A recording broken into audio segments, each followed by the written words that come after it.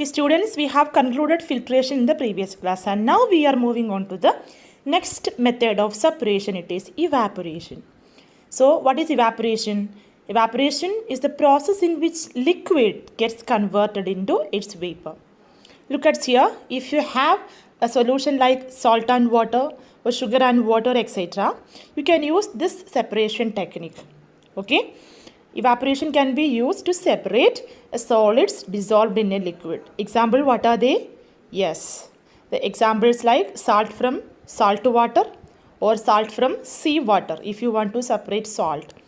Okay, so if you want to get a salt, you can have the evaporation process. So what is evaporation? Evaporation is the process in which a liquid gets converted into its vapor. Okay, and let us go to detail how evaporation can be done. How seawater is, from the seawater, how the salt is obtained. Let's go to the activity. Okay, look at here. A seawater is allowed to stand in a shallow pits. So water gets heated by sunlight and slowly turns into water. Okay, look at here. This is a shallow pit. Okay, so the seawater is allowed to stand the shallow pit. So water gets heated by sunlight and slowly it turns into water vapor through evaporation. So sunlight is available. So slowly the water molecules gets evaporated. So within 2-3 days the water evaporates completely and leaving behind the solid salt. The salt is remaining that we have to go and take. Okay, so common salt is then obtained from this mixture of salt by further purification. So the salt contains so many impurities and all. So the impurities and the mineral which is attached to the salt, we have to purify it using different purification method. So such a way you will get a fine salt. Okay, the table salt we are commonly used for, it's a good preservative, right? This is the way it can be prepared. Okay, now using more than one method of separation. Where we are using more than one method of separation, in which occasion we can use how the components looks like or how the nature of the components which are present in a mixture. Where we can use more than one method of separation. Do you have any idea? Do you have any idea where we can use more than one method of separation? Yes, here please look at here. If you want to separate salt and sand, which method can be used? If you want to separate a mixture of salt and sand, which method can be used? So take the salt and sand in a glass and you add water, and after that what you have to do? Yes, after that the both will be settled down. Okay, the sand will settle down and the salt will be dissolved in water. You decantate it. After decantation, you can see that the salt and water is separated and the sand will be settled. Okay, so look at here. Here salt and water mixture is there. From there, salt and water want to, again you have to separate. Okay, I hope you understood the process. Yes, look at here. Here you will get, in the decantate you will get salt and water. So this solution you have to pour it into a kettle. So after that what we have to do is just put on the flame. Just keep on heating. So after that you can see the water molecules. The water molecules evaporated through this pipe, and finally there is another pan and which is consists of ice cubes. A pan with ice cubes are there. So after that the gas, the water vapors are condenses, and finally again it converted to water droplets. Look at here. Yes, so what you observed? So from the salt and water mixture, the salt remains at here itself and the water gets evaporated, and the evaporated water is again condensed to pure water molecule. Okay, look at here. What we did, look at the flow chart. Salt, sand and water we have to separate it. Which method you have used? Sedimentation and decantation you have used first. And sand is separated. Right? So after that, what you obtained?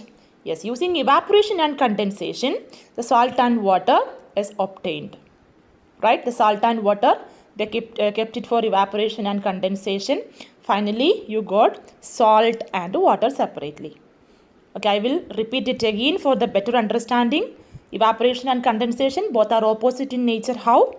Yes, the same method. From the kettle, the water molecule, the water evaporates, and when it reaches to the lid of the bath, you can see here ice cubes are there. When you switch on the heat, what happens? The water evaporates, and finally the evaporated molecules condenses from the ice cool surfaces, and finally the gas converted to liquid. Okay, using evaporation and condensation, you can separate a mixture of salt and water. Okay students, here I have taken a small ml, I mean a 10 or 25 ml of water. So what I am going to do is, I am just taking the solute. This is, what is this? Yes, this is salt. I have added a spoon of salt into this beaker. Okay, and I just stirred it. Okay, I'm just going to stir it. Okay, the salt gets dissolved. Okay, and next what I am doing is, again I am adding multiple amount of salt. Again I am stirring the solution.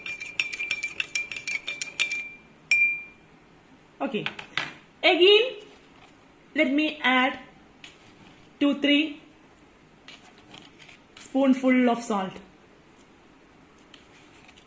I am adding continuously without stopping. I am adding and I am stirring. Look at here. Is the salt dissolves? Look at here. So salt dissolves? No. Again I am adding.